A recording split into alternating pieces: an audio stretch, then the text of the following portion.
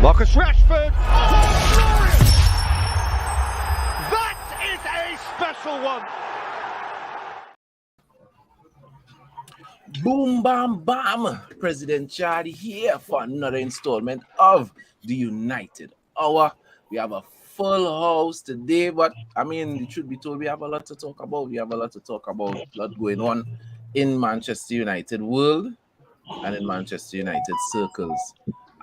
We have updates, obviously, on what's going on with the takeover bids because there was a lot of talk last night that as of 9 o'clock UK time, all the bids that were going on to the second round of the process would be in, and then half an hour after 9 o'clock, minutes to 10, it started coming out that Ineos, which is Sir Ratcliffe's group, asked for an extension, and Sheikh Jassim also asked for an extension. So those bids did not go in. But it is reported that Sir Ratcliffe bid went in today, and we would assume that Sheikh Jassim's bid would be going in today as well. But I haven't had any confirmation of that. So let's talk a little bit about.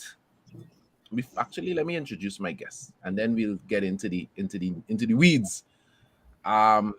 We have Kes on the inside. We have Jonathan on the inside, but Wallace and Courtney. So, gentlemen, let me just run through just a little bit of news, and you'll be able to weigh in. So, the two main bidders, as we know, is Sir Jim Ratcliffe and Sheikh Jassim bin Hamad Al Thani. And we've been hearing about these guys for a while. We saw pictures of them going to Old Trafford and going to the offices and stuff like that. But if you're a regular listener to this program, I would have said to you all a few weeks ago that there are at least 6 bidders for Manchester United, and you were only hearing about 2. So that has been confirmed that there are other bidders for Manchester United. Unfortunately, there are a lot of silent bidders. There's still people in the mix, and we don't know who people or groups, who they are, what they're about, whether it is they're looking to buy out the club or whether they're just looking to invest in the club. We have to remember when the Glazers put out their statement initially, they made their statement was very vague. So they made it, whether they were entertaining all-out bids or whether they were entertaining investment proposals. It was very vague. So we don't know who are some of these people in the background that are still trying to bid. But we got a new name today for the first time, a man called Thomas Zilikas, and his proposal is to fund half of the bid himself, and for the fans, for fan ownership, for the fans to fund another half of the bid. Let me just run through quickly his proposal. I'll be honest with you, I really don't think it's gonna stand a chance, but man making news, so we're gonna read it out. So fans will be allowed to have a say in running the club under his proposal. He proposes like an app where when you buy into the club, you get an app, and you will be able to, I guess, vote or contribute on different aspects of the club. He's asking each fan to donate £3. That would be a buy-in. Will operate the foundation based on respect, equality, dignity, diversity, racial harmony, and democracy. When I saw that statement, I thought to myself,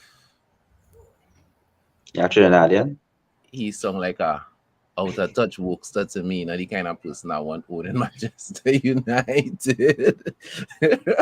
But hey, some people like Wokesters, Chad, no. So, I hear you, and I don't mean to cut you, but I'm not going to bring it to the table. What are your thoughts on Mr.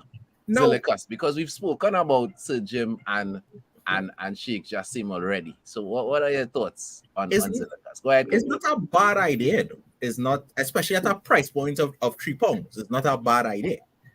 Well, the problem with his price point is that his maths is wrong. We remember that it is being club. We have over 1 billion supporters, right? Everybody knows that. Right. Yeah. So everybody, the idea is if each fan puts in £3, that'll be 3 billion. Right?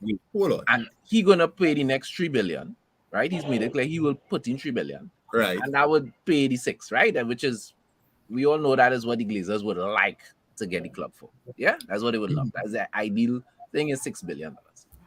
So that's his, but that math's real. Hold on. First and foremost, if you're playing the stock market, you and I both know that if a share coming out at $3 and a share like Manchester United at $3, you not buy no one. He not suggesting stock market though. No, I know. Yeah. You ain't spending no $3. For the least, let me say for argument's sake, somebody might buy £20 worth of investment in the club.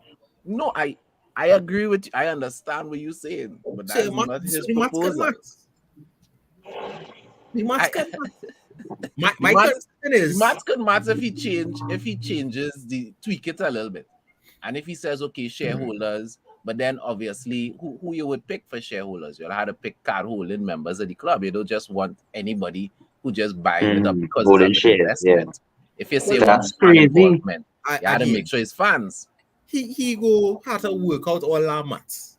Right. We dealing with So the money aspect of it, you think is practical? It's practical. He could raise the 6 billion. Go ahead. Right. My only concern is how to put this way. That thing that he says about equality, it being democracy. You can't run. There's certain aspects of a football club that you could run as a democracy, and there's certain things that you can't. So I would like to see, I guess, a little bit more about how he would treat with player recruitment and that kind of thing to understand what his overall vision is. And based on that, then I could say, yeah, it making sense, or no, it not making sense. Because really, let's be real. It can't run it as a democracy. Not in the way a true democracy is. Let me throw it to the other panelists this way. The clubs that are owned by their fans outright are normally Spanish clubs, German clubs, right? They have structures in place in those countries that allows for that. Not all clubs in Spain, but some. So Real Madrid, for example, and Barcelona, they have hundreds of thousands of supporters that pay subscriptions every year in terms of hundreds of pounds towards the club to maintain their say. Now, their say is simply this. Once every 3 years, they get to vote on the board. That is their say, right? They don't get to decide who the manager is. They don't get to decide who the club buyers, players. They don't get to decide none of that. You get to vote on the president. Now, normally, the people who volunteer to be president, what they would do is they would tell you, well, we're looking to get these managers, we're looking to get these players, and so they will try to solicit votes through telling the people what they want to do, just like politics, just like politicians. And that is the model that we have in Spain. In Germany, I don't know exactly how the fans participate, but I know there's fan ownership in Germany. Maybe they do the same thing. Maybe they vote on a board. Maybe they contribute. But in terms of, again, the structure, the board runs the club. I think that is the best way, because we know the United fans are divided. Fans on the whole are always divided about stuff, right? We lose 2 games in a row. I'm sure we could find enough United supporters that start about Ten Hag out.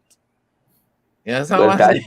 So we don't need fans winning on every single aspect of the club. Well, that is how I was done with on Chad. Go ahead. I ready to jump in, when you're ready. Yeah, you go ahead. Yeah, so that is what my point I was just gonna bring across to you, that if we pay in the so-called £3, is £3 in total or £3 a year or something like that? I'm not I'm not familiar with the article. I now hear you talking about it. But it was supposed to be what, £3 a year or £3 just for him to buy the club. Is a one-off payment. That is what it sounds like. £3. Right.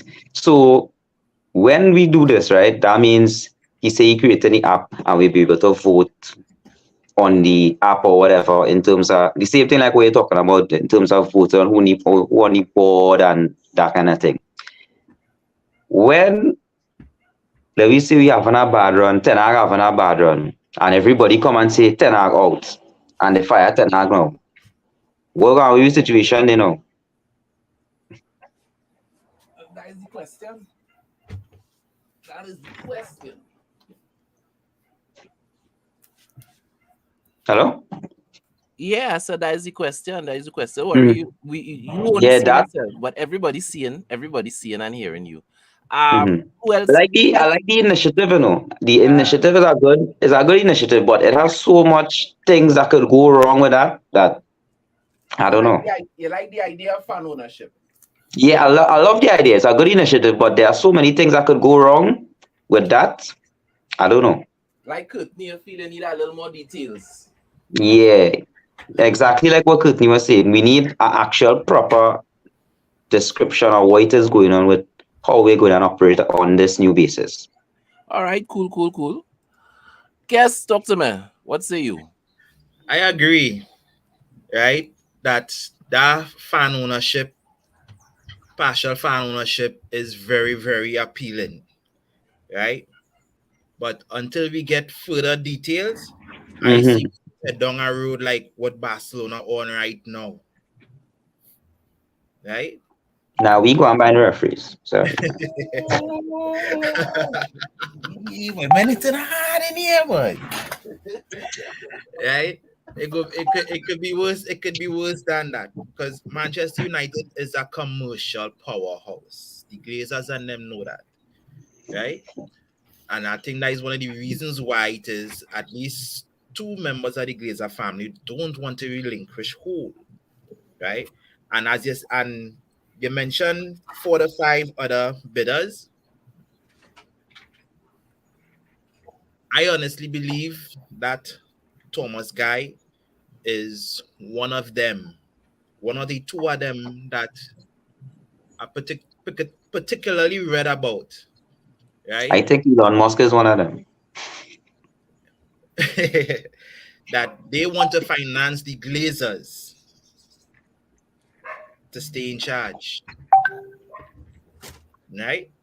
And I'm not having that. Nah, correct. Right? Correct.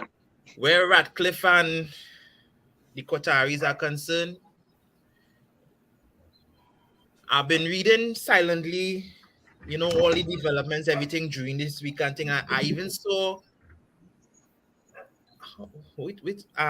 as what I saw is that the Manchester United fan base in England, right? Around 80-85% of them want Ratcliffe, while the worldwide Man United fan base wants the Qataris, right? And there is even talk to Woody fans. Who is the darling of England football right now? Harry Kane. They're throwing our name there. So to win over the fans, they're throwing Harry Kane. We're going to be talking about Harry Kane. Yeah, I remember that. What's that? I get frightened when I hear him say Harry. Then I thought you was going to say Harry Maguire, and I'm not going to log out. Man said he's darling at the English supporters. I don't think Harry Maguire is a darling to anybody right now. I think when Harry like his own dog must be just pass him straight. Like, but you hope. Moving on. Robert, what say you on the whole situation? Before let me just bring in another bit of information. So remember last time we spoke about this in depth. We spoke about the different phases. So the number 1 would be the initial bid. The number 2 would be the preferred bidders. And then they would start giving the preferred bidders access to the club's financials, because that is normally how it goes. Now, that is normally how it goes.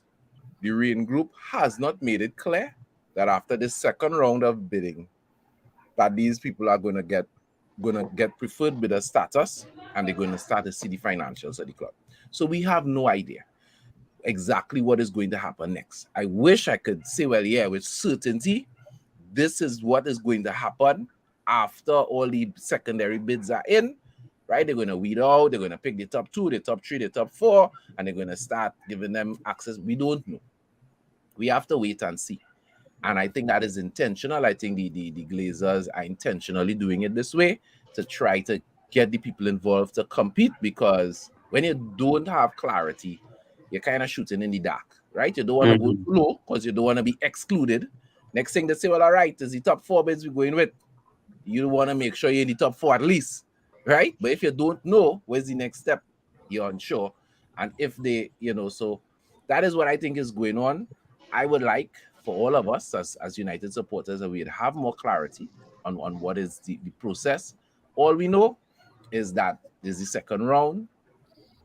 We could only assume that after this, they should reduce how many people in the group. Maybe we might get the other names after that, and we'll see how it goes from there. Robert, how you feel about the entire process, or if you want to comment on Thomas Zilica's idea, any aspect of it you want to comment on? Well, I find with the fan ownership, it is a good idea in theory, but my problem is that fans are fickle, right? And today we love Ten Hag, then tomorrow we hate him, and and he out. What about if they do it like how Barcelona and Real Madrid do it, or how they do it in Germany? Right. Okay, but then you get to vote on the board. Right. Now we all know sometimes that has caused chaos. Yeah. We know sometimes about look at what's going on at Barcelona now, right? Some people come in, they have their own ideas, they do their fancy mathematics, they do their own thing, or maybe more. Or we could probably go, what he's suggesting is more in line with Germany, where there is an owner of the club, but I think it's 51-49. So you have like 51, whether it's shares or whatever. The people in the community own 51% of the club, and the owner owns 49%. So you have some degree of security in the sense of a permanent chairman of the board, or whatever you could call it, right? A permanent owner, but the fans still have enough say that if you could get all of them to speak with one voice, they could still bring about certain things in the club. So, maybe it's along that line, but still, I think that could work. I don't know, because again, how do you control who buys in the club? Because who's to say that I am a fan of the club? I mean, I can just come with my money and just buy in the club. And then I suspect the only way that they would be able to really do that is for Manchester United to use their own subscription service. Right. So then, and the problem with that is that figure is going to move from £3 to probably £60. Right, because Manchester United online, whether you're talking Facebook, whether you're talking YouTube, all of the free things that United supporters can have access to, only is like 35 million people. Now, do I think it only have 35 million United supporters around the world? Of course not. There's a lot more than that. But in terms of who is actually online, so if you could go, you could go and click on Facebook for free. You could click on YouTube for free. I think the YouTube channel is one of the biggest channels in the world, but it's only like 10 billion plus on YouTube, right? These are free things, and you're not getting close to the kind of figures. I don't know how much United subscription is, people who pay to be parts of the club, or people who would have gone and signed up email and have downloaded the United app, for example. I don't know what those figures are, but I know it ain't nowhere close to $1 billion or even $500 million. Right. So even if you're pinpointing people who you know are United fans, it ain't gonna be £3. No, right? It had to be a lot more. No, that's what I'm saying. The math doesn't add up, right? And then 2, how do you control how much shares I buy? So let's just say, right, I want to buy £100 in shares. Are you gonna tell me that I can only buy £3 in shares? And then what does my £3 get me? Do I get some kind of priority access to tickets? I mean, if it is just I get a say, then why should I give you my Get money? voting rights once every 3 years. That's not good enough. But even if you say okay, voting rights, to go and vote for who? I mean, it's like I'll ask you a whoever question, they. Robbie. How much you think it is for people who are subscribers to Barcelona? How much you think they just pay a year in I their don't know. dues? I can't They pay say. over 200 euros Mhm. a year, not one off. They pay over 200 euros a year Mhm. to be. Well, they have a name for them, right? Whatever that special name is, to be a member of that thing for Barcelona. So whatever, whenever that time comes, and I hope the time will come, not now, but I don't expect it to come now, but I hope the time will come when some owner says, you know what, guys, I'm gonna get fans involved and put a structure forward and allow fans to buy in. All right. I think Now, you see, the next side of that is that a club like Barcelona, the people who pay are people who live there. They are, they are most grown of the up there. time it's Catalonians and Right. same for And the Real same thing Madrid. with Bayern Munich. Bayern Munich, as you say, it is the community. Manchester United, right, is a worldwide club. And Correct. the reality is that if I'm gonna give you £3 every year, I want something back for my money because I live quite in Trinidad, right? 3 I mean, pounds. Yeah, right? but No, hold on. I'm just saying. Hold No, wait. No, hear me out, right? If I'm gonna invest, and it is called an investment, right? Correct, right? An investment means that I get something back. It's You're called an getting investment. the app and you're getting I to don't care. weigh in on topics. That getting to vote. is £3, right? 3 by 10 is how much money? Right. Every year. I pay union dues every year, right? I get back something for it. Because like this year, I'm gonna get back my payout that I've been owed since What union 2011. is now for me? Right, you understand? That's what I'm saying. But I don't get back nothing. Correct. Investments. Right? I mean, I'm just okay. See, it's different when you are as I say, when you are part of the community. I mean, if you live in Manchester, you grew up there, your parents, your grandparents, you have that history with the club. Based right? on how the club operates at present, I don't think they see that as quite a stretch. And in the then sense too, that when you and then- buy a membership now, Mhm. you get ticket prices off. I think you get to go to the under 18 games free. Now, for those of us who are not living in the UK, That's how we set time. paying Right. that 50 something pounds a year really is just for a card to say, well, I'm an official member. And that is why I'm Because saying, we like, can't take advantage of any of those things. no, because like when I pay for my membership, I don't do it every year. I do it whenever. Well, they just so send like- a little scarf. They just Right, send a little something Okay, so And if it the is pen. that I to make you feel buy special. in this year, right? Like you asked before, is this a one-off payment? Is this an every year payment? Based on his plan, based on what I've read and heard about his plan, it's supposed to be a one-off payment, Okay. right? Because then- you're buying the club. So he's Right, looking at and then raise $3 million, which The is next what? side of this is that you have Jim Ratcliffe, who is bringing all the money. You have the Sheikh. He ain't bringing all the money. He's taking a loan on the Right. company, so it wouldn't be on us, but the bottom line is we're gonna have to pay it back. He's Mhm. taking a loan to bring the money, so he brings the added element of debt. Right. to the Now, which is again a problem. Whereas the Sheikh, say what about his other ventures? He has all the money. He has Mhm. he just has to go in his wallet, and here you go. $5 billion. Let's see, I mean, it's not. that's the way to go now, no, Robert. Like you So- see, most of the teams are doing well.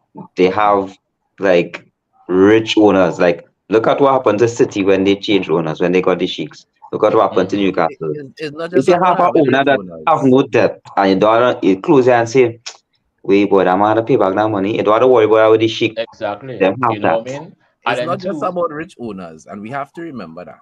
One of my fears was always that we move from Glazers to possibly worse than the Glazers. And most people would say that nothing worse than the Glazers. Those say nah, it's that half worse. Newcastle supporters thought it had nothing worse. Right? When this club got sold and they found out that it could, right? Because there are a number of clubs in the Premier League that have billionaire owners. West Ham, Wolves, about 7 or 8 clubs in the Premier League with billionaire owners. The only ones that we really know of that splash the cash is City and Chelsea.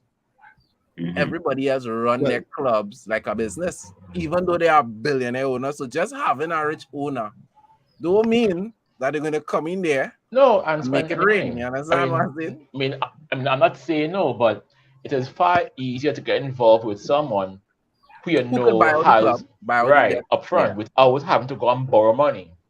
Correct. You know, so you kind of back to the same Glazers, Radcliffe. You're borrowing money from somewhere to come and buy this. And then my problem with this guy is that you are putting in half the money, well, according to you, all right? According to you, you are paying half the money. And then you're begging me for a blind to pay the rest of the money. No, man, Robert, man. No, but that's what it is. No, it's like I want to. No. It's like me and you. No. It's like we go to shoe locker, right? I see a shoe. The shoe costs $500. I say, boy, for boy, it's five for you, right? I'll put 2. Let me 3 now. No, it's the same thing. It's not my shoe then. It's all of our You shoes know it's fan to ownership. combine. It's not your shoe. You get fans involved. But I'm not Anyway, gentlemen. involved. Anyway, So gentlemen, Robert, you basically saying this guy song and shaky. That's what he does do, like he's song and I shaky. just find it is shaky. I just find that why you asking me for money? I'm already buying the kits. I'm already buying the kits. I'm already buying membership. I'm already buying tickets. I'm already buying this. I'm buying that. I mean, why you asking me for more money? You know what I mean? I don't understand it. Nah, but That's for what I'm Robert, saying. for You can't. for 3 pounds, Robert, I mean, you can't really ask for much. Where you gonna get back? No, that's again, and that's what I'm saying. The whole thing that sounds very. Oh, so he come like them. He come like them pipers who's be passing by a window in the highway. Yeah, you know what I Come mean? like I that. know. Okay. I think with I don't that, get I feel you with that one. I feel you. with that fan ownership, they're gonna raise ticket prices. That Yeah. one, right? Mhm. Where the chic idea was to increase capacity at Old Trafford. What? Mhm. yeah, you Yeah, wanna, they you wanted wanna, to add- you wanna do over the stadium that it could hold 100,000 100,000. supporters. Yeah. And they And will the- sell and out. these standing Yeah. terraces and all them thing. Yeah, which would make the Old Trafford the biggest stadium in England in terms of capacity. Well, I hear all you know, and but at the end of the day, We giving you the last word because we're looking at At the end of the day, Robert. take us out. Yeah. Yeah. at the end of the day, Robert, Mhm. it's not a bad idea, as we said. No, it's not. We just had to get more information to see. Yes, what- Mhm. I really Yeah. don't know what you want to get back. Mhm, I agree. We need more info because right now it's given Spranger. You know, it's given Spranger energy. My thing is, I personally believe when I sat down and thought about it just before the show, I think I have come to the conclusion there's a publicity stuff. So that everybody now would know who Thomas Zilikas is, because nobody knew who he was before. His claim to fame is he has a social media company, and is a new and upcoming social media company, obviously. Is European based, I think Switzerland or somewhere in that kind of place. But the reason why I've come to that conclusion is even if the maths was mathsing, even if, and I believe you could get enough United supporters, even if it end up being £100, there are enough you'll get United it. supporters You'll in get the UK and around the world that could raise $3 billion. Right? That is not the issue. The issue is that sounds good to us as fans, but to the Glazers, how that bit going on? So I bring in 3, and the fans could bring 3. And the Glazers will be thinking, okay, so we had to set up a process, we had to do this, we had to do that to get our next 3, and this man could bring it all one. That nah. You understand? From a business perspective, it's like you don't lose already, right? No, to the fans, that's something good. Fan ownership, fan involvement, yeah, but to the Glazers, Nah, them not. Mm-mm. I think that is something that I kind you of could bring wonder in how after, he made it afterwards. to the second round. Well, we don't know that he in the second round. Devin is weighing and he's saying that he believes the bid is just as much as I believe that fire in the Ineos factory yesterday was an accident. People don't know what Devin is talking about.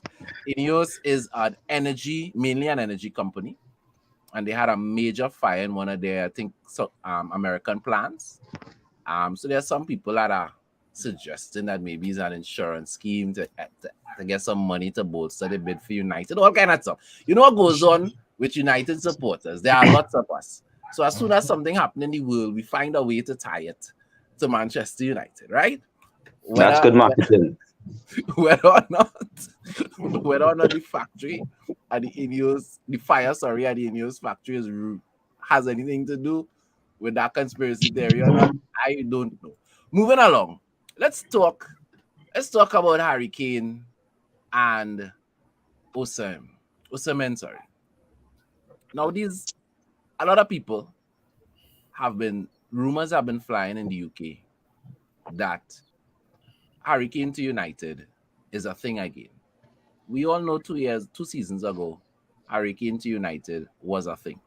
To the point where I believe we actually had formal discussions with Daniel Levy about Harry Kane, right? It was serious.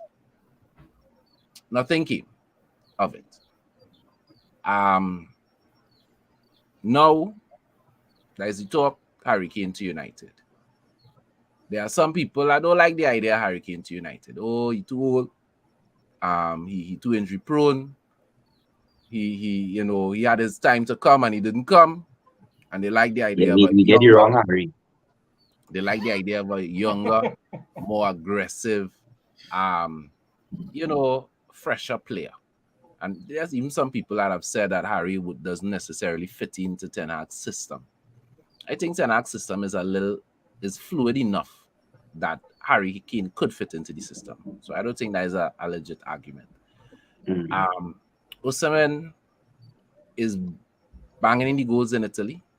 For those of us who pay a lot of attention to football outside of the UK, when he could score 20 plus goals in Italy, you're real good. Yeah. Yes, Okay. Nah, Italy is the hardest league to score goals. That's That's a fact, right? It's the hardest league. So, as far as Already going on to the argument today, boy. All right. as far as standards go, as far as standards go, the man looking good, right? He's been looking good a couple of seasons now. But we have to keep in mind that Inter paid $80 million for him.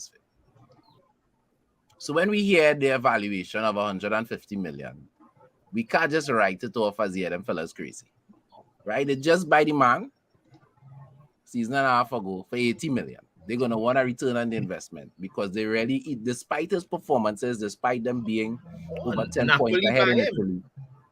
Yeah, they bought him. I say Inter. So. No, Inter bought him. Yeah, Inter bought him for 80 million. Right? That's how much they paid. All right.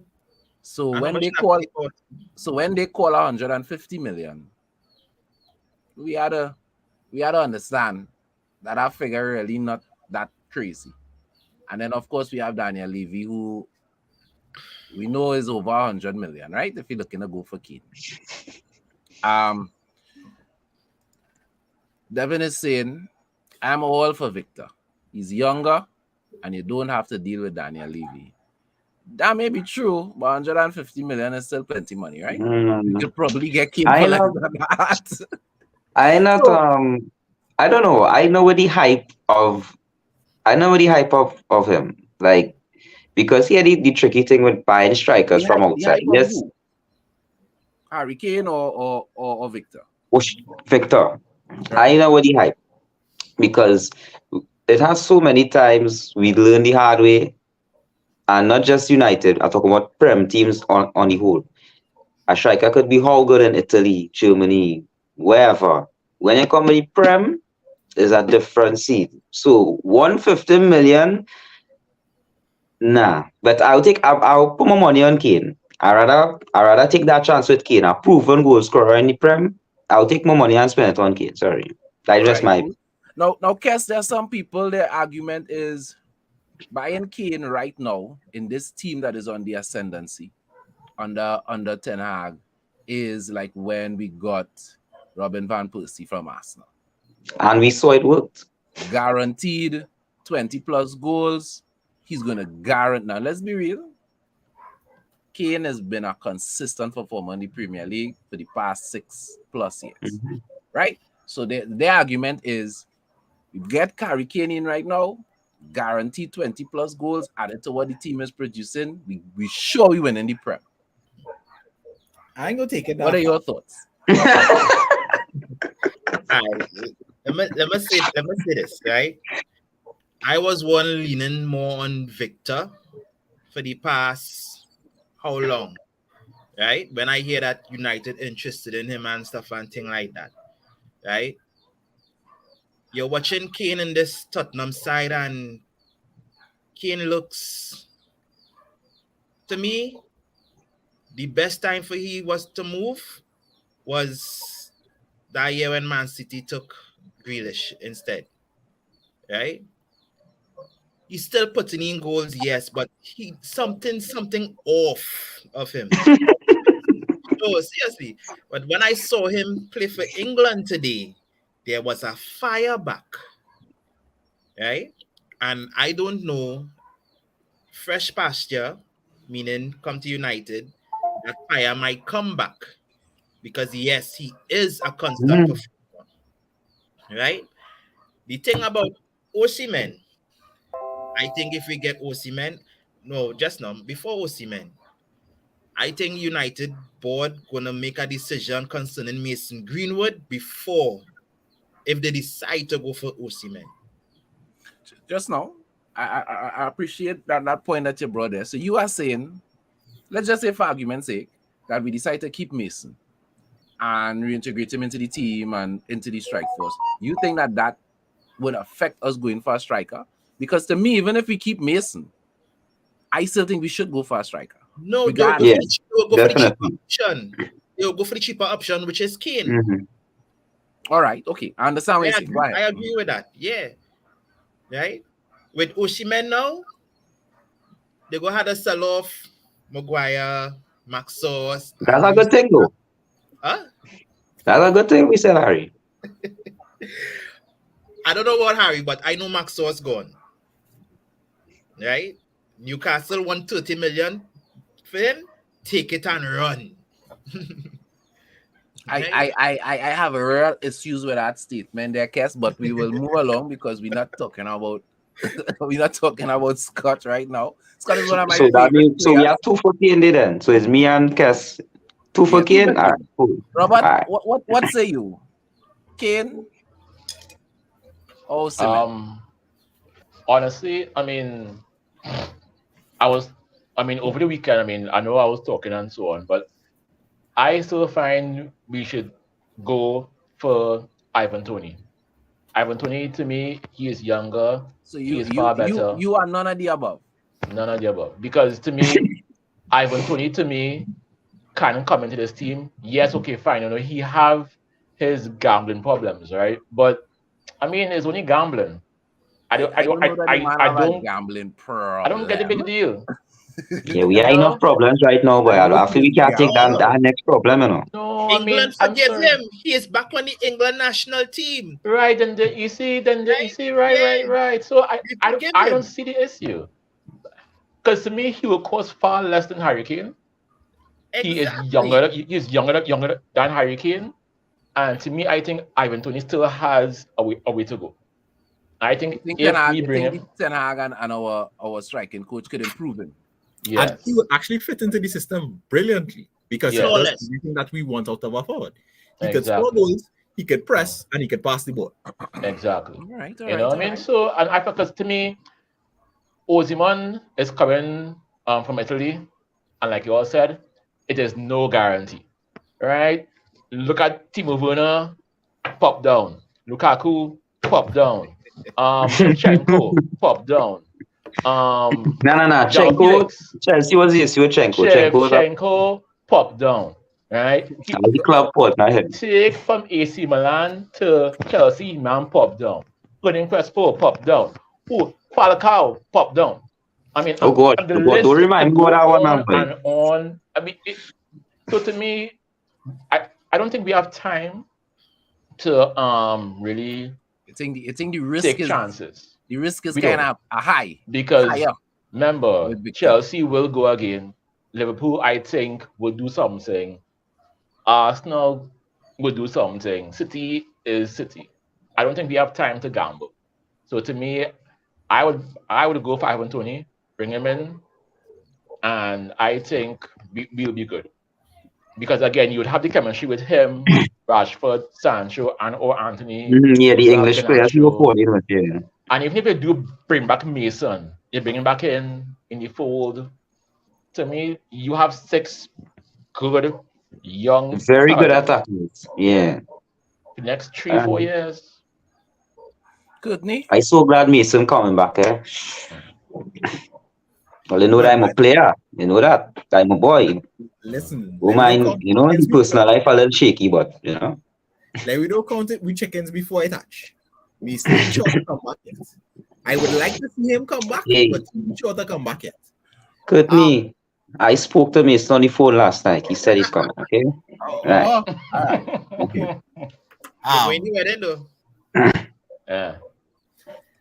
For me, guys, it is, and Evan raises a very pertinent point. We don't know if he's going to get banned and how long it's going to be. But Ivan Toney is a somebody who I would take under consideration. Between Kane and Victor, again, everybody's saying that he's banging in goals in Italy. And yes, Italy might be a hard place to score goals, but Italy's not the Prem. That's what I'm saying. Whole different kettle of fish. Understand? And as Robert said, we've seen it time and time again where people were on fire in Italy and come to the Prem and can't make a note because while the Italian game is very tactical, the English game is very physical, and it takes a lot out of your body. And them fellas don't pull no punches when it comes to tackles. So if I had to take Ivan Toney off the board, I would go with Kane. The reason why I would go with Kane is because, one, I really don't like dealing with Daniel Levy, but at this stage, is the lesser of the two evils.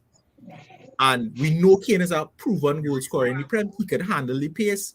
His injury record, all right, it's a little bit shaky, but we would have a natural finisher in the front line that would allow us to move up the table. Would he be the piece that would now make us title contenders? Possibly. I still think we need at least 2 or 3 more pieces on the team to really be considered title contenders. But he would be one of the major pieces, but not the Yeah. major. We need another CM. We need another CDM. Yeah. Casemiro need help. Yeah, we need another CDM for sure. A younger, more vibrant that can play with Cassie, and you know. Okay. I vex we don't have Camavinga on we team, but we go. Dog, that man real good, boy. I ain't gonna lie. That man good. I'm not so vexed simply because if we had gotten Camavinga when we went for him, when we were interested Yeah, in him, boy. I don't think we'd have get Casemiro. So, yes, he's younger. His upside obviously would be more because he's younger, but I like what Cassie doing to the team now. So all the people we didn't get, the Camavingas, the Declan Rice, all the De Jongs, all the people we didn't get, now in hindsight, I'm glad we didn't get him. Right? Because this is for them. De Jong He definitely wasn't going to De get Jong interest. Casemiro. We wasn't going to buy two players in that position in the offseason at all. But so fellas, it's definitely a mixed bag in terms you have Devin in the comments saying, you know, he would prefer Kane.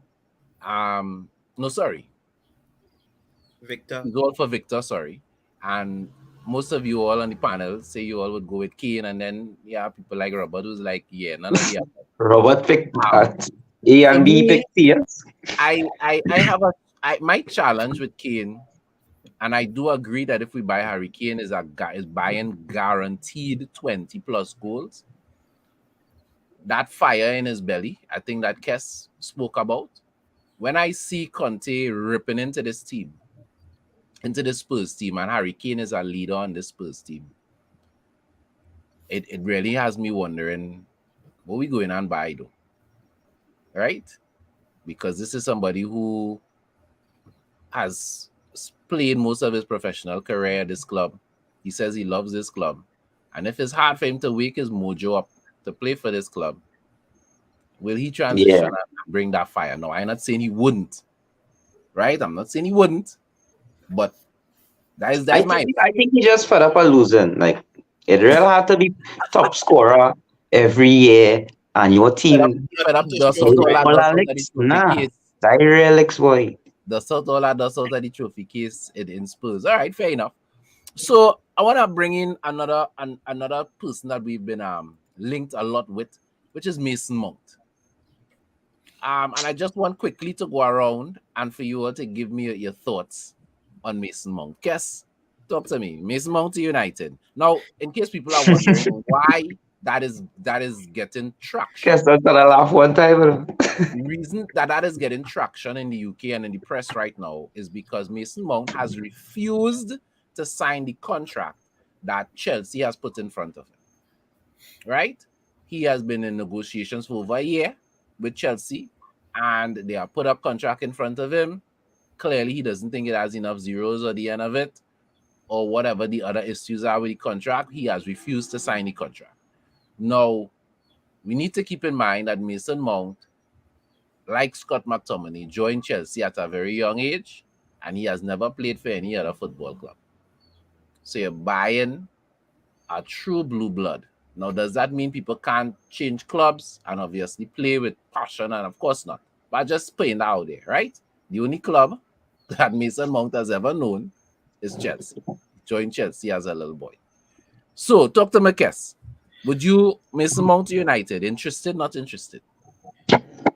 And people in the comments weigh in. Let me know. Would you want Mason Mount at United? Not for 230,000 a week or 250,000 a week. He's a squad player. So yes, you want him, but not for that fee. Yeah, because he will be a squad player. He is not going to dethrone he mentioned Bruno.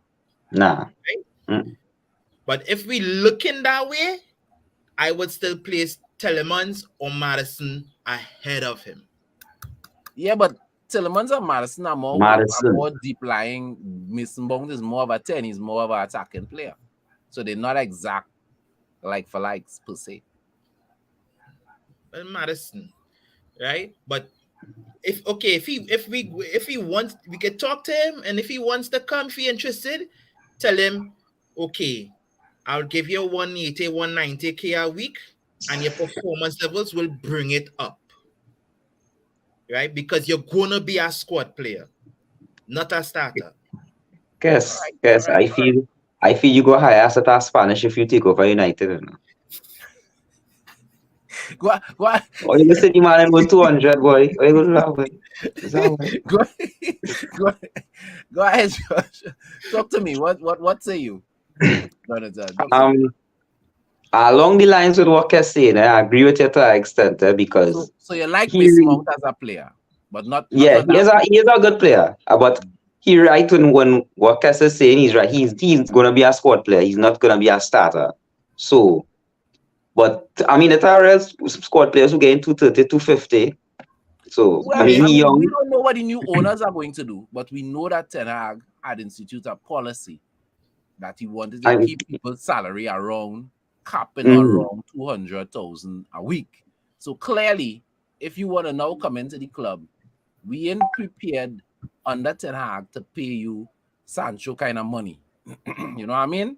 So, but I don't know what Chelsea's offering. Anybody has seen any quotes on exactly what Chelsea's offering him? Nothing concrete, just speculation, you know. Okay. But he has his father, his agent, have made a firm stance. They're not signing that contract. So talk to me, Robert. Mason Mount United, you interested? No, because no, I don't want no scrubs. No. Robert. No, I don't want none. The man can't even play for Chelsea, and we will buy him. No. No, but Robert, don't call him man a scrub that. The man has played good for England. He plays good for England. The man can't start for Chelsea. Good for England too. He can't start for Chelsea. So the man is a scrub. And the fact that Chelsea fans don't want him either should show us we shouldn't buy him. Leave him where he is. Leave him alone. Leave him alone. Is the least of what United need right now. Exactly. We don't need any more baggage. None. And to me, Mount is just baggage. I would rather have Tielemans or Maddison. At least they will come and work. You know, Mason Mount, he's just too much. He's just too extra for me. So no. All right, fair enough. Dr. McCartney, Mason Mount United. They could keep him. No thanks, man. Chelsea can keep him. Yeah. You know, I wouldn't go as far as Robert to say he's a scrub. And a scrub, you can't start your team. You can't start. You're a scrub. I don't see where he's going to effectively play if we bring him into the squad. Tielemans and Maddison, I could see having a role. But Mount would just be a passenger on for the ride. He, you know, especially if he can't play the kind of football that Ten Hag wants. And remember, we also still have, I think Ten Hag wants to actively give Donny van der Beek an opportunity. Even though, yes, he's been here for a while and go away, Chad boy, don't do that now. Don't do that. I ain't saying nothing. And if we being fair to Donny has had a raw kind of dealer. You know, he's not had support of managers and he's been very injury prone. So I hope that, you know, he can push back. You know, Robert bring him down to Trinidad, carry him up in the bush. Yeah, for sure. I honestly believe Ten Hag will give him one last chance when he comes back fit. Because after a series of game, you saw he was getting into his element just before that injury. Yeah. You know, he wasn't looking bad. Yeah, as we were talking about Donny van der Beek and men who need a bush bat. Let's talk about Anthony. He gone. So Which Anthony? Marshall. No. Not Anthony Marshall. Brazilian Anthony? Oh, Brazilian Anthony. Okay. Brazilian Anthony put out a video on TikTok with a real estate agent, and he was going through the house that Paul Pogba used to live in. Carry some holy water. And apparently, the man is interested in buying Paul Pogba's house. Well, the house Paul Pogba used to live in. We know that it was Paul Pogba's house because the pool table had the double P on it. And you know, Paul Pogba had his name all over the house. So Anthony is walking through the house and with the agent, and he's like, yeah, well, we got to change these. I got to put my name and da-da-da-da. And all I'm watching thinking is, bro, you sure you want to buy that house? You know, you're sure. You can buy it, you know. Just search for the buried goat head. Just search for the buried goat head. And you gotta go that far now. He going by the Vatican and he going and talk to the Pope, let them know that the secret team that they sent to deal with, you know, those otherworldly forces, they just need to dispatch it and let them walk through and handle the scene skillful. Well, I mean, he is a Brazilian, more likely than not. He is Catholic. I mean, he is friends with Fred. So he should be able to get some kind of help. And I mean, as much as we are joking, that is exactly why I brought it up. Because me lying to tell you, if we take Donny van der Beek sour, I know we can say about Paul Pogba. That man heavy. You understand what I'm saying?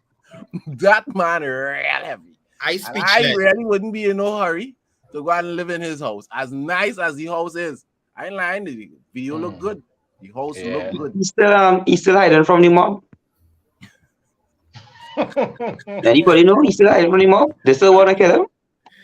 I have no clue. Good evening, Shavana. Oh, God. And good evening to Mark Lewis on the inside as well. Mark, So we all agree that what we need to do is pray for Anthony, right? Yeah. And buying that house. All right, gentlemen. It is around the time where we do this. Go away, Mama Loka Boo Boo Day. Shut your mouth, go away, Mama Loka Boo Boo Day. Yes, indeed, it is the Top Shutter and Boo Boo Man segment of the United Hour for this week. And what is the Top Shutter and Boo Boo Man segment? That is where you look for the top player, club, manager, something football preferably or sports related, somebody that is doing really well, having an amazing week, or similarly, the boo-boo is that player, manager, team, sports personality that is having an absolutely horrible week. I know the participants on the panel today said that, that with the international break, it's kind of hard to find good candidates for Top Shutter and Boo Boo. Though Devin has picked an excellent Boo Boo choice here. Mitrovic, Boo Boo for sure. I will go first today, and then I will go to Robert, and then we'll go around the table.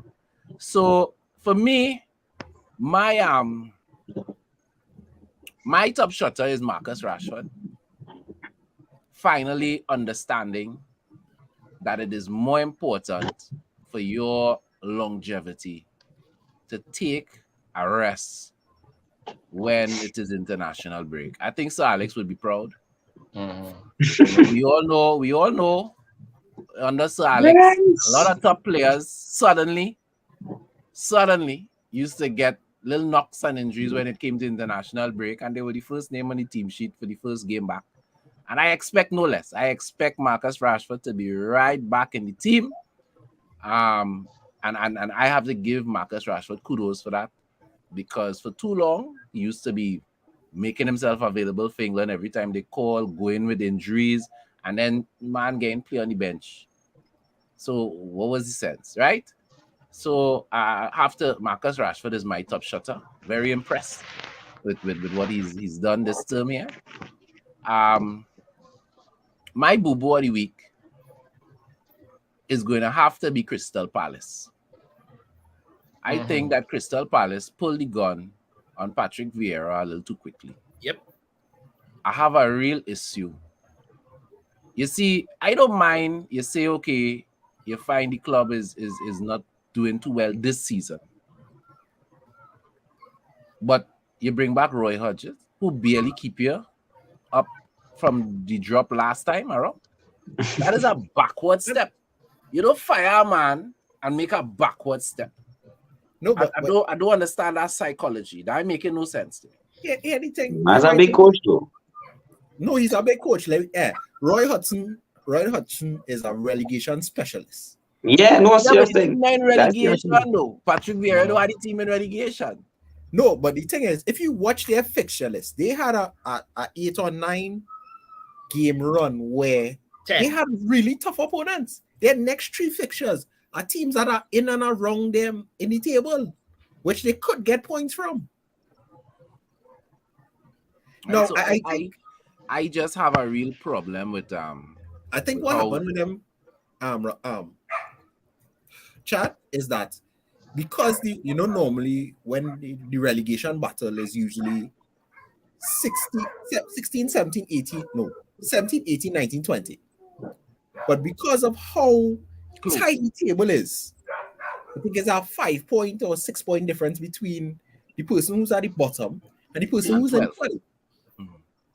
So I think that is what happened. I understand, but we need to remember When this guy came to Crystal Palace had no money.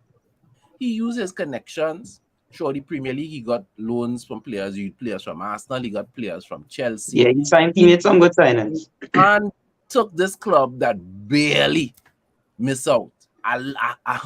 Again, they was getting relegated, right? And he made them comfortable on the mid-table last season. This season is a little tougher, but it's not tougher for him alone. Where was Wolves last season? Where was West Ham? West Ham was battling for Europe. West Ham in the relegation zone. So it's not like if Crystal Palace alone underperforming. You understand what I'm saying? It those on the top and those on the bottom. It's that kind of season, right? And you fire this guy and then bring back a relegation specialist. Really? That's a forward step. And then you know to yourself, he already old like Moses book bag. That you know to yourself at the end of the season, you had to find a coach. So for me, Crystal Palace, my boo-boo, I really find that was a backward step for them. I mean, as a United supporter, I all for it. Yeah. do all I do. I don't mind all they get relegated. So I'll finally leave, wherever. I really could care less. Trying to mash up the fantasy team too. But that's my boo-boo for the week. Robert, floor is yours. Right. My top shutter is Antonio Conte for finally having. Robert, you like to choose violence? Yes. I agree. Yes. Because the man finally said what the world knows. Tottenham are losers. The man just said, right? This And he team still have a job. and he still have to walk. He's a boss, right? Because let me tell you something, man. This man, he left from the field, walked to the press conference and said, here we're going, right? This club is a pack of losers. The owner, Levy, he's a loser. The management, losers. The players, losers. Not me. I'm a winner. You all losers. Each and every one of you are greedy, selfish, good for nothing. You all have won nothing in 20-something years. This club is going nowhere. I have been to the top, and I can't make it no more. I can't make it no more, fellas. I can't. The man begged to get fired, and the man still have his work. Still have his work. Well, if Conte frustrated like that, Robert, imagine how Harry Kane feeling. That's what I'm saying. Like, the man fed up. Right, and that's why I'm saying, why do we want to buy Harry Kane? Harry Kane is a loser. Don't bring them What? losers No.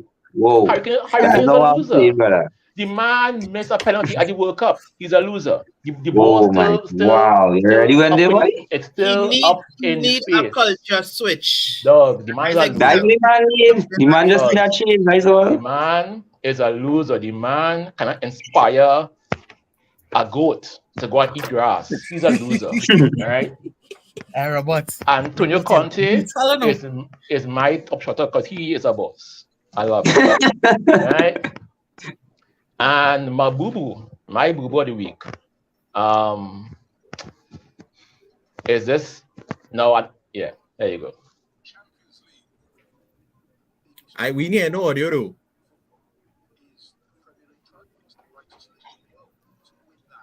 Is this? Yeah, barely. But you gotta read the captions. This dude, right, said. Nothing more. Plenty of right. teams win the Champions League or the league. The biggest prize, almost in world football, is the Premier League trophy. It's the greatest league in the world. And to win that, there's nothing that can come close. Even the Champions League final, again, Champions League final is a great achievement. But again, a glorified cup competition. Nothing more. Plenty of good teams win the Champions League, but not great teams, because you need the luck of the draw in a cup competition. So that's what it is. Whereas a Premier League title, the best team wins it. There is no dispute. Nah. This what guy. That's cap.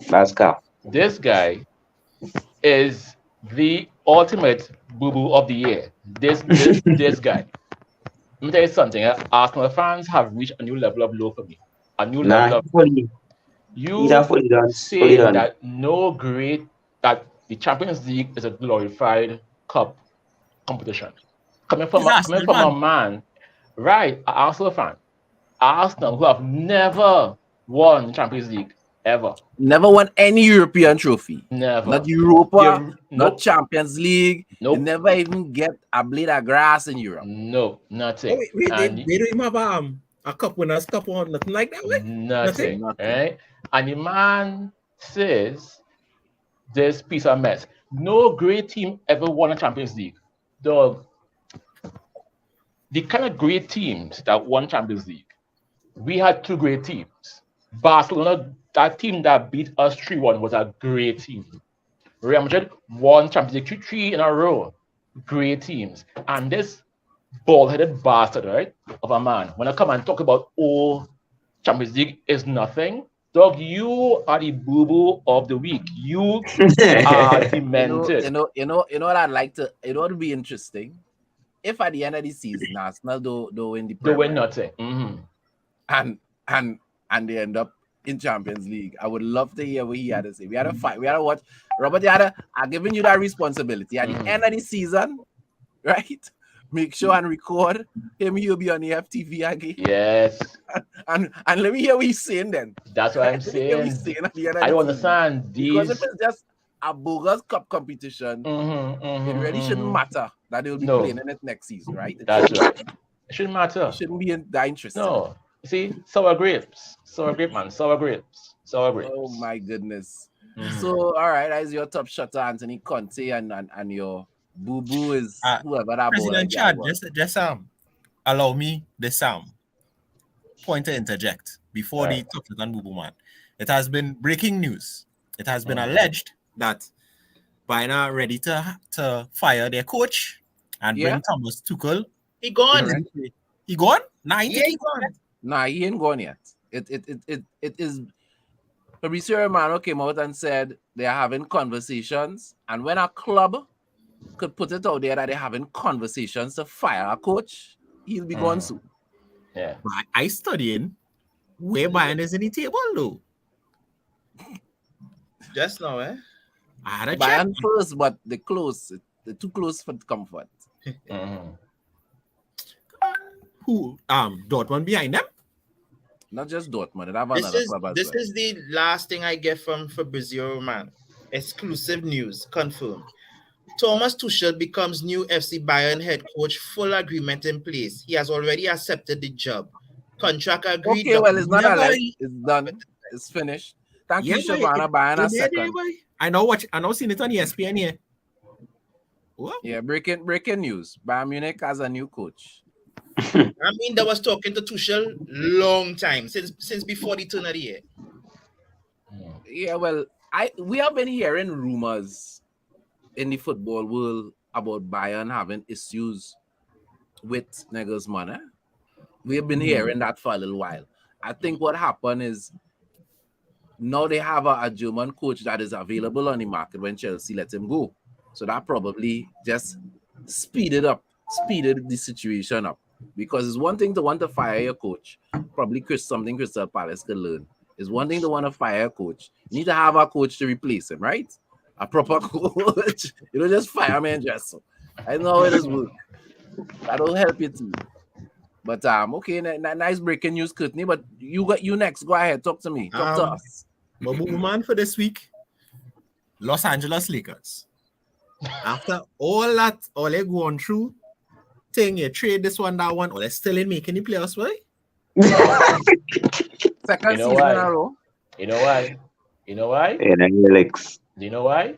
No, I don't know why. It's the LeBron James curse. The Ronaldo curse.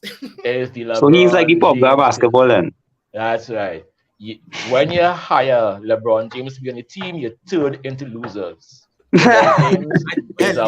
might have 4 rings to dispute that, but he lost like 100 finals though. The man is like 1,000 years old. Like, ring. He was given 3, he has 1. No, big man thing here. Right? He was given 3, he has 1. He was given 3. Right? All right, good. Go ahead. That's You're not Jordan. Can never be Jordan. No. Is it boo-boo? Who's your top shutter? My top shutter for this week would be Angus Eve. I had the privilege of watching Trinidad and Tobago play Jamaica. And while we didn't play a perfect game, we looked a lot better than we've looked in a while. Yeah. You know, we were holding the ball well. We were making, you were seeing some sort of combination plays. And Angus, he wasn't my first choice, but I'm seeing progression in the team. So hats off to him. I hope that the games against Nicaragua and Bahamas, I think we could win, so we could go back and start playing the big boys in CONCACAF again and show that we could really belong there. All we need now is Jack Horner to come back. That's right. Yeah. Robert. That's what we need. Moving along. Guess the top shutter and Boo Boo for the week. Robert done say my top shot already. I was going with Antonio Conte. Right? That's okay. You could go That's okay, with man. That's okay. I would say Jadon Sancho. One move, take out three men see red. Hey boy, when they said for Bezero, I said nah.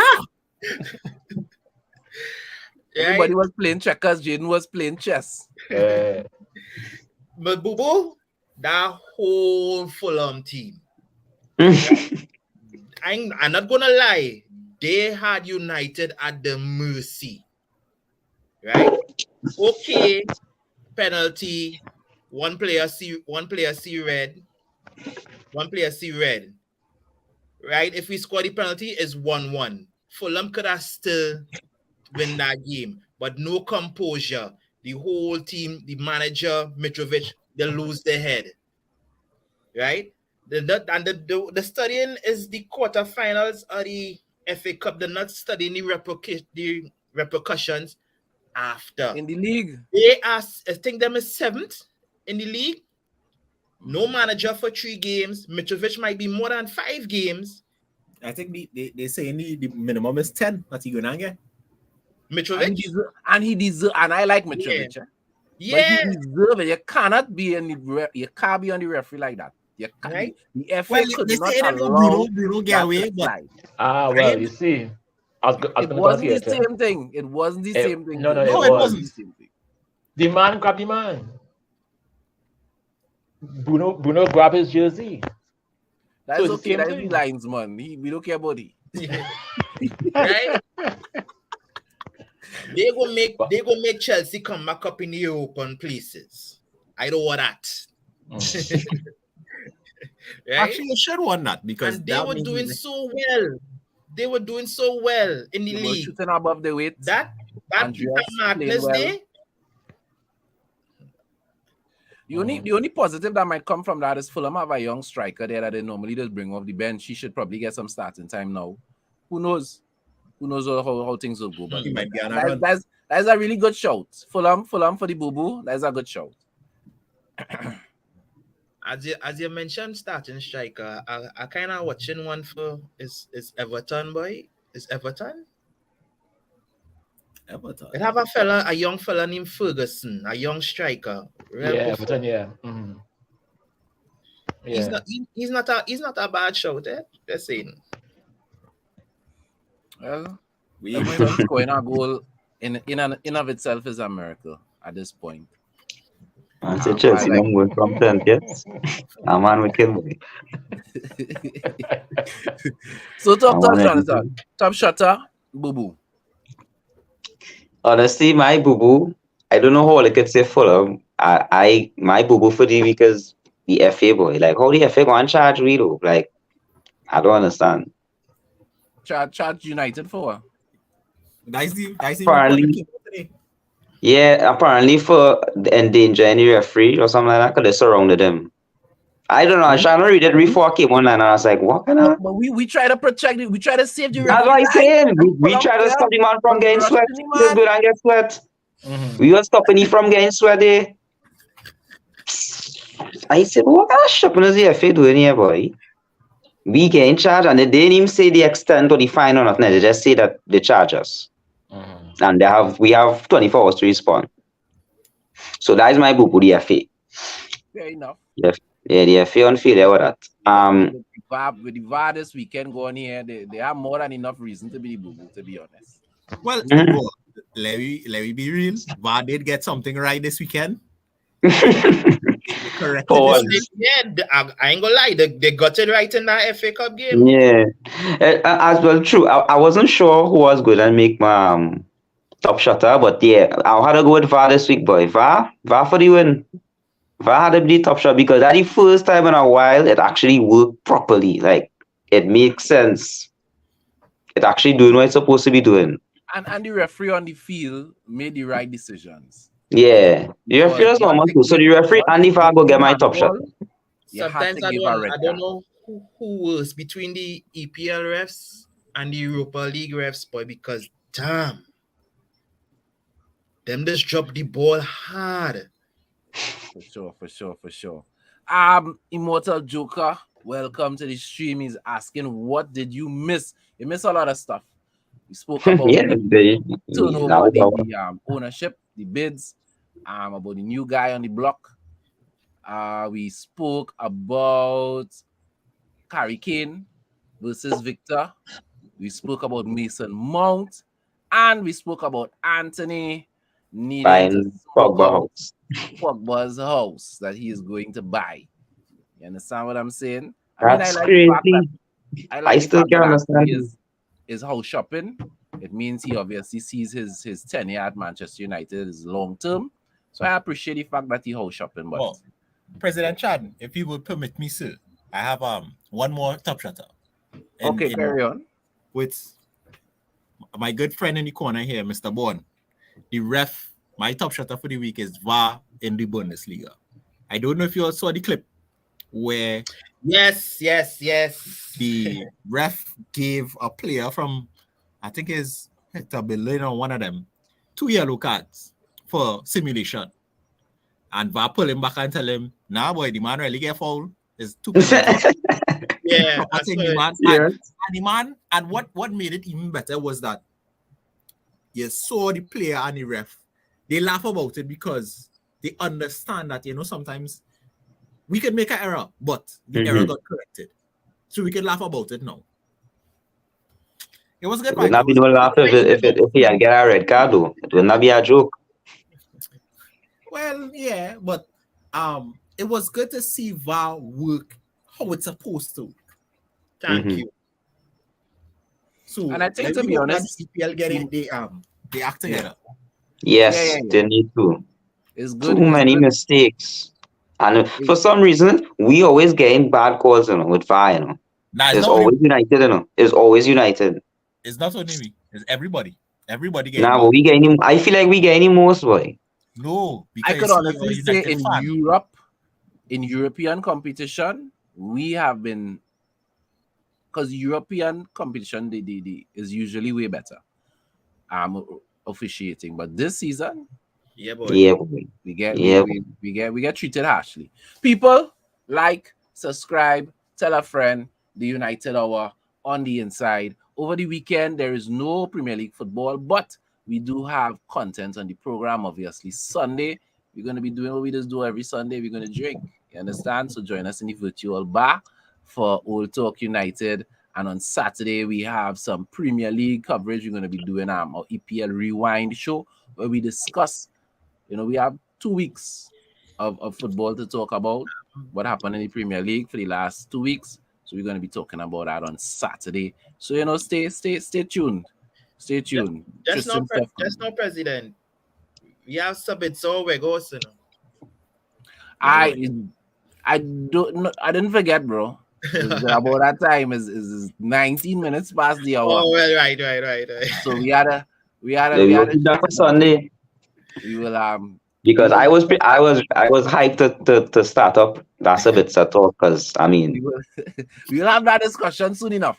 Yeah. Always stuff to discuss with United. So remember, people, Red Devils, we don't die, we multiply. Stay safe, people. Blessed night.